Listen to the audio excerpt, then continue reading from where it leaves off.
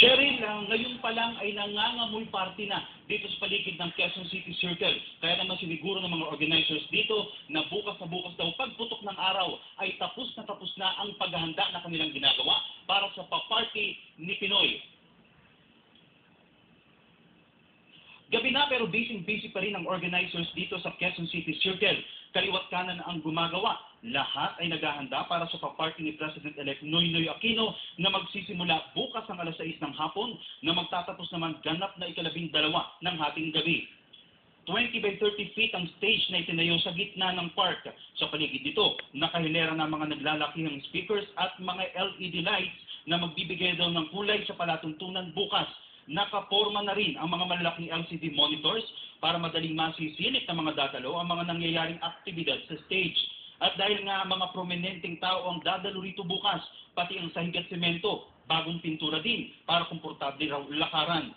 Kaya hindi tuloy maiwasan ng mga bumibisita sa park na mamangha sa kanilang nakikitang pagbabago. Ngayon na lang daw ito nangyari. Tagumpay ng bayan ang pamagat ng palatuntunan na inaasahang dadaluhan daw ng mga sikat na showbiz personalities. Maghahandog pang araw si President-elect Aquino ng isang awitin na sasabayan naman ni Gary Valenciano, Jim Paredes, Ogie Alcacid, Gabby Concepcion, Ann Curtis at Jet Madela. Ayaw pang sabihin kung ano ang pamagat ng kakantahin ni Aquino dahil isa raw ito sa magiging highlights ng palatuntunan. Huwag lang daw sanang ulanin pero hindi magiging problema bukas ang supply ng kuryente dahil naka-standby na rin ang 8 generators. Baka raw pumalo pa ng 30,000 o 30,000 katao ang dadalo sa street party bukas. Kaya ngayon pa lang, todo kayo ng mga security personnel na magbabantay sa perimeter ng lugar. Pero nasa Presidential Security Group pa rin daw ang desisyon kung paano mapapanatiling ligtas ang lugar.